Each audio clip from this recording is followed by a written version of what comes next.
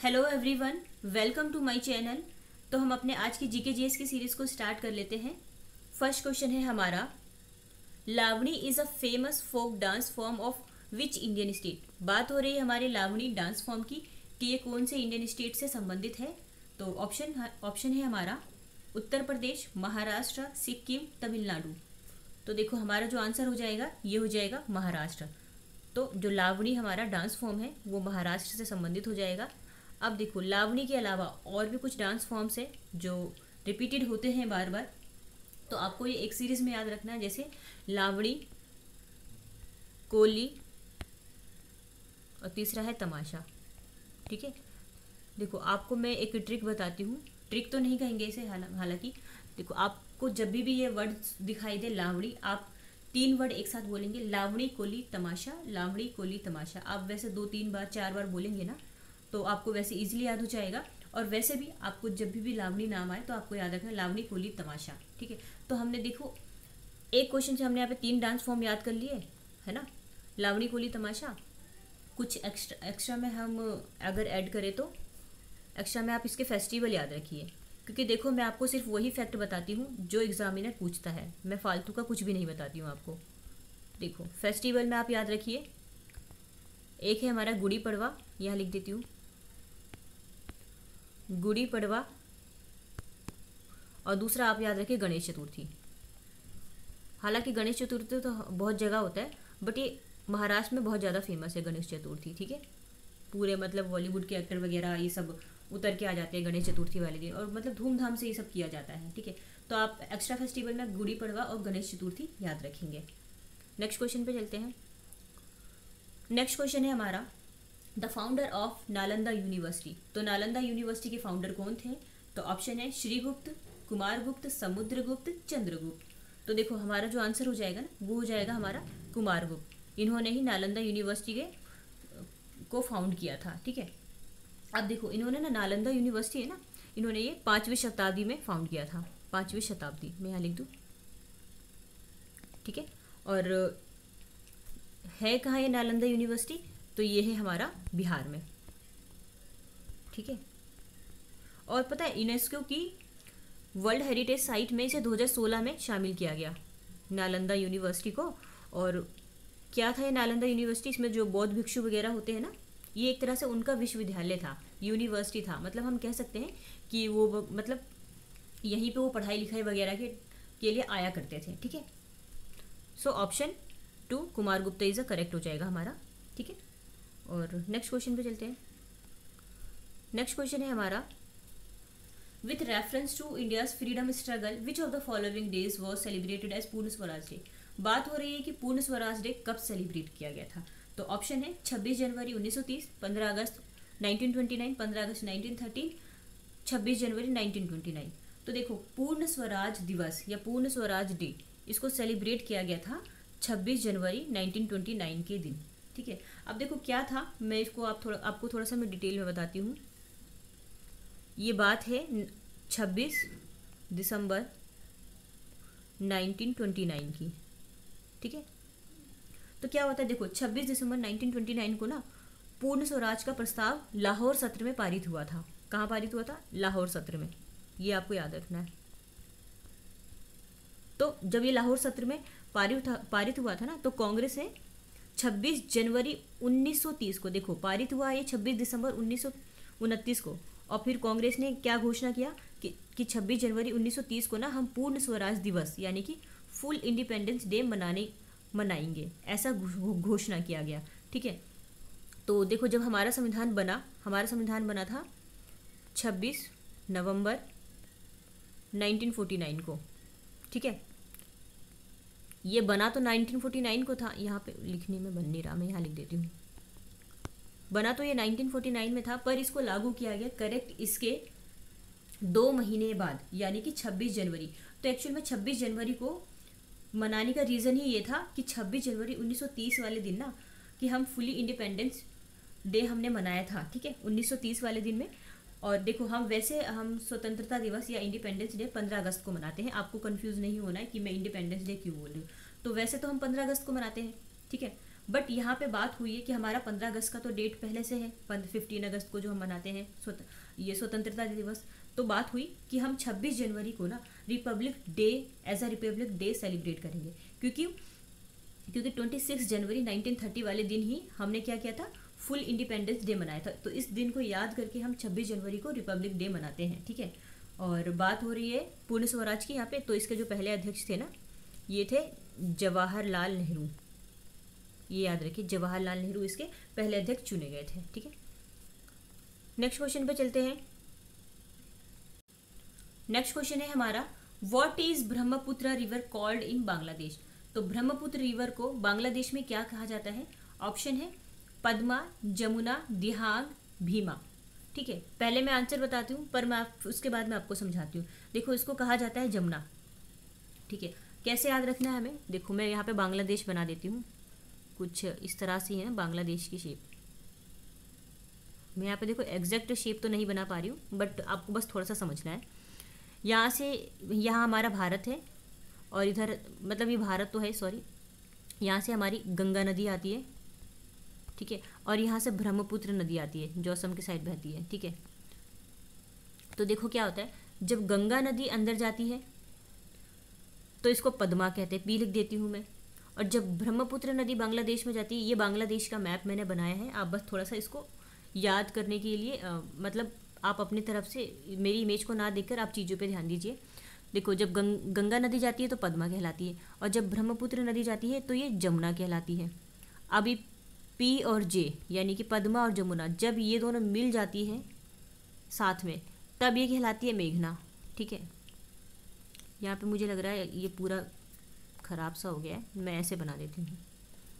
मैं यहाँ पे लिख देती हूँ बांग्लादेश, ठीक है।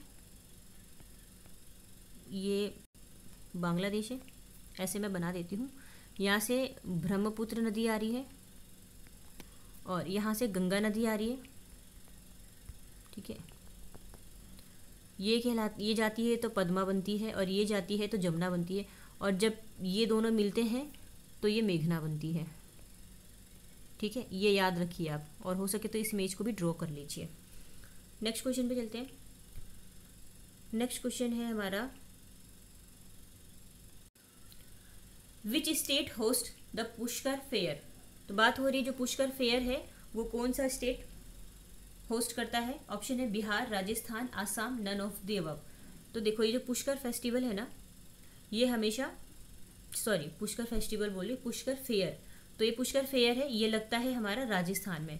अब देखो, राजस्थान में भी कहा, तो राजस्थान के ना ये अजमेर में लगता है पुष्कर फेस्टिवल, अजमेर, ठीक है।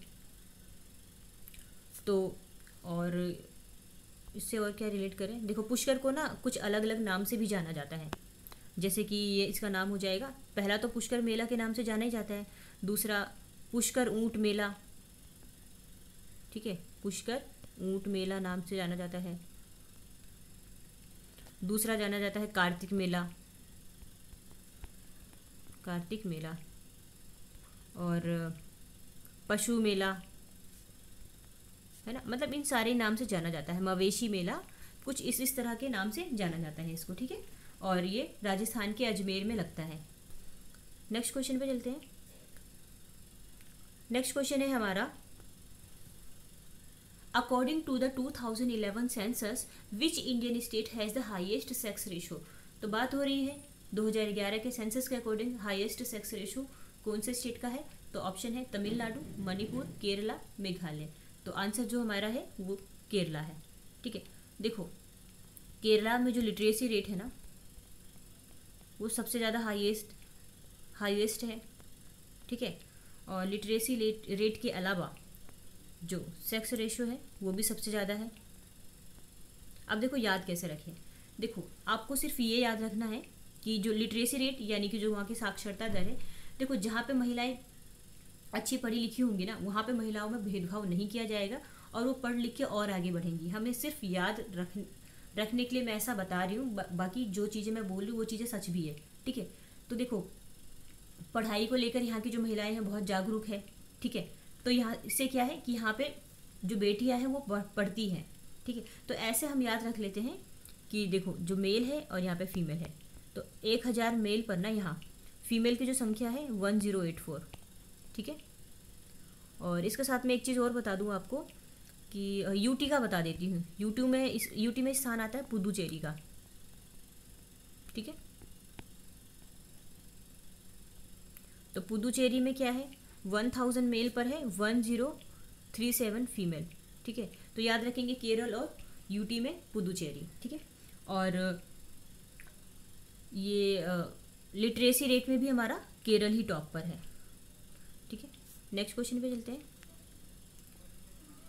नेक्स्ट क्वेश्चन है हमारा, Sakshi Malik, Yogeshwar Dutt and Vinesh Phogat all are connected with which of the following sport. तो ये कौन सा खेल खेलते हैं? तो ऑप्शन है shooting, weight lifting, wrestling, आर्करी।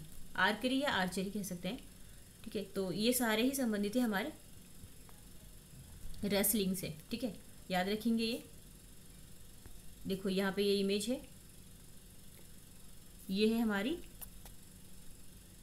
Vinesh Phogat, sorry गलत बोल रही, ये है साक्षी मलिक, ये विनेश फोगाट है, और ये है हमारे योगेश्वर दत्त, ठीक है। ये साक्षी मलिक है, ठीक है। नेक्स्ट क्वेश्चन पे चलते हैं।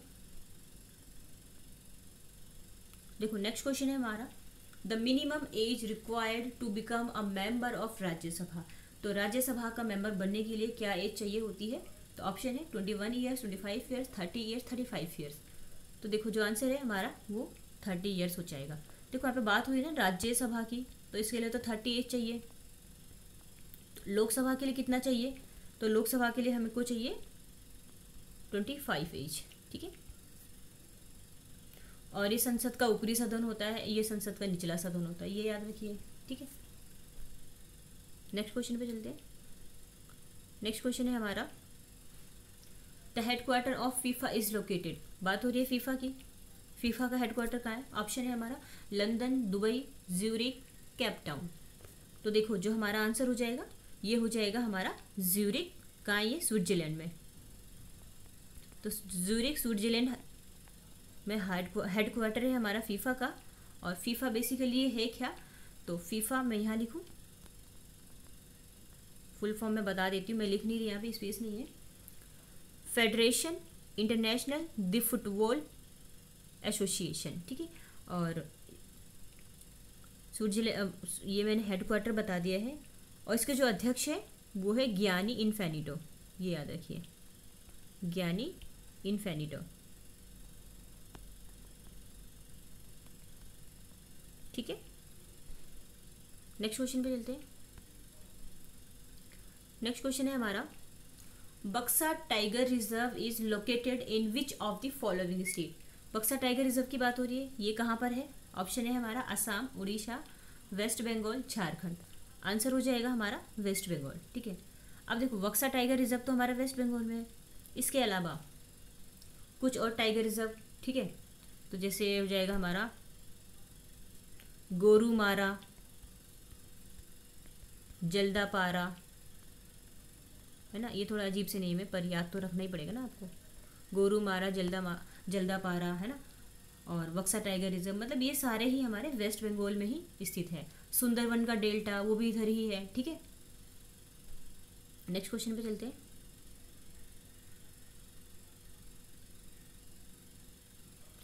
As of 10 April 2022 who among the following is the governor of Tamil Nadu. बात हो रही है 2022 के अकॉर्डिंग तमिलनाडु के गवर्नर कौन है? ऑप्शन है बनवारी लाल पुरोहित, RN रवि, जगदीश मुखी, सी विद्यासागर राव। तो देखो जो आंसर हो जाएगा ना हमारा वो हो जाएगा RN रवि, ठीक है, RN रवि। तो हमें सिर्फ ये याद नहीं रखना है कि 2022 के अकॉर्डिंग, क्योंकि फिलहाल अभी भी RN रवि ही है तमिलनाडु के गवर्नर, ठीक है। तो नेक्स्ट क्वेश्चन पे चलते हैं। क्या तमिलनाडु से कुछ रिलेट करें? एक चीज़ याद रख लो आप, नीलगिरी तहर परियोजना, क्योंकि ये बहुत इंपॉर्टेंट है इसलिए मैं आपको बता रही हूँ। नीलगिरी तहर परियोजना ये हमारा हो जाएगा तमिलनाडु से ही, ठीक है। और डुगोंग, भारत का पहला डुगोंग संरक्षण केंद्र है ना, डुगोंग कंजर्वेशन, मैंने ये कल ही बताया है आपको, तो ये भी हमारा तमिलनाडु में ही हो जाएगा। और ये डुगोंग पाए जाते हैं हमारा मन्नार की खाड़ी में। कल वैसे मैं पढ़ा चुकी हूँ, अगर आपने कल वाली वीडियो नहीं देखा है तो आप उसको देख लीजिए। नेक्स्ट क्वेश्चन पे चलते हैं। नेक्स्ट क्वेश्चन है हमारा, what was the focus of the first 5 year plan. बात हो रही है जो पहला 5 ईयर प्लान था हमारा, पहली पंचवर्षीय योजना थी, उसमें किस चीज़ पर फोकस किया गया था। ठीक है, तो यहाँ पे देखो कुछ ऑप्शन दे रखे हैं। मैं आपको वैसे ही बता दूँ थोड़ा सा इसके बारे में एक्स्ट्रा। जो पहला 5 ईयर प्लान था वो 1951 में शुरू हुआ था। मैं यहाँ लिख रही हूँ, नहीं एक मिनट, मैं फिर से लिख देती हूँ। 1951 में शुरू किया गया था इसे, और जो हमारा जो प्राथमिक क्षेत्र था ना, प्राथमिक क्षेत्र या फिर हम बोल सकते हैं प्रायोरिटी सेक्टर, उस पर ये फोकस्ड थी। ठीक है, उस पर ये केंद्रित थी, और इसे लाया गया था। पहला जो मॉडल था ये हेरोड डोमर मॉडल, उस पर ही आधारित थी। सीधा सीधा मैं बोलूँ तो प्राथमिक क्षेत्र के विकास पर केंद्रित थी ये, और हेरोड डोमर मॉडल पर आधारित थी।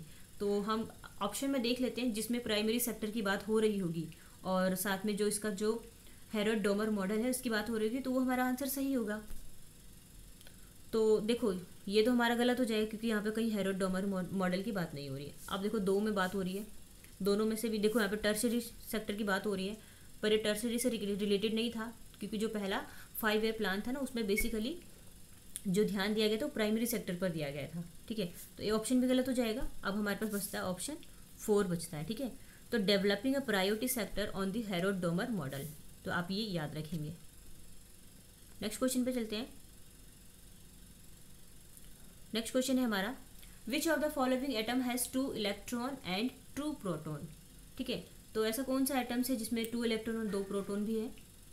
ऑप्शन है fluorine atom, potassium atom, magnesium atom, helium atom. तो देखो 2 इलेक्ट्रॉन और 2 प्रोटॉन वाले हमारे ये हो जाएंगे हीलियम एटम। ठीक है, और अगर मैं इसकी बात करूँ ना तो ये दूसरे नंबर का सबसे हल्का गैस होता है ये हीलियम गैस, दूसरे नंबर का सबसे हल्का गैस। अच्छा, तो पहला कौन सा होता है, देखो फर्स्ट और सेकंड लिख देती हूँ मैं। पहला होता है हाइड्रोजन और दूसरा होता है हीलियम। और गुब्बारे वगैरह जो होते हैं ना उसमें हीलियम गैस ही भरी जाती है, ये भी याद रखिए आप। नेक्स्ट क्वेश्चन पे चलते हैं। नेक्स्ट क्वेश्चन है हमारा, dash were annexed under the doctrine of lapse. ठीक है, तो बात हो रही है जो डॉक्ट्रिन ऑफ लैप्स यानी कि विलय की नीति, हम जिसको हिंदी में बोल सकते हैं वेबकस सिद्धांत, तो उसके तहत ना कौन कौन से जो जगह है उसको अनेक्स्ट कर लिया गया था, अपने अधिकार क्षेत्र में ले लिया गया था। तो ऑप्शन है Satara, Nagpur, Jhansi, all of the above. तो देखो इसका जो आंसर हो जाएगा ना ये हमारा हो जाएगा ऑल ऑफ द अबव, क्योंकि ये जो हमारा सतारा है, ये नागपुर है, ये झांसी है, इन सबको ही जो उस समय के वॉइसरॉय थे लॉर्ड डलहौजी, यहाँ लिख देती हूँ मैं, लॉर्ड डलहौजी, इन्होंने अपने अधिकार में ले लिया था ये सारा जगह।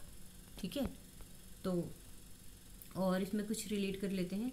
देखो ये जो सतारा है इसको 1948 में इसने शामिल किया था। यहाँ फिर से लिखती हूँ क्योंकि डेट इम्पोर्टेंट है इसकी। इसे 1948 में शामिल किया गया था डॉक्ट्रिन ऑफ लैप्स में, और नागपुर को